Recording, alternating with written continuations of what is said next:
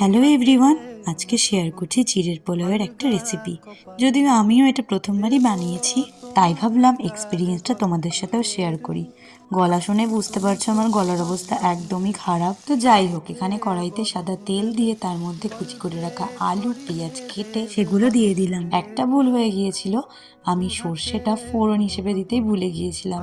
তো এমনি পরে ওটা দিয়ে দিয়েছিলাম, তোমাদের কাছে কারি পাতা থাকলেও দিতে পারো। তারপরে নুন হলুদ আর কাঁচা লঙ্কা কুচি দিয়ে ভালো করে নাড়াচাড়া করার পরে আলুগুলো ভাজা হয়ে গেলে সাইডে যে চিড়েগুলো ভিজিয়ে রেখেছিলাম ওগুলো দিয়ে দিলাম। তবে হয়েছিল আরও একটা কাণ্ড, চিড়েগুলো ধোয়ার পরে জল ঝরানোর জন্য যেই চিড়েটাকে একটু জোরে চাপ দিলাম অমনি দেখো এমন ভেঙে গেল। তারপর আরো কিছুটা পরিমাণ মতো লবণ দিয়ে দিলাম, ব্যাস আমাদের এই পোলাওটা রেডি হয়ে গিয়েছে। তবে এটা চিড়ের পোলাও কম সুজির পোলাওই বেশি লাগছিল, তবে খেতে কিন্তু দুর্দান্ত হয়েছিল। আশা করি নেক্সট টাইম যখন বানাবো এই ভুলগুলো আর হবে না। তো চলো আজকে ভিডিওটা এতটুকুই, টাটা।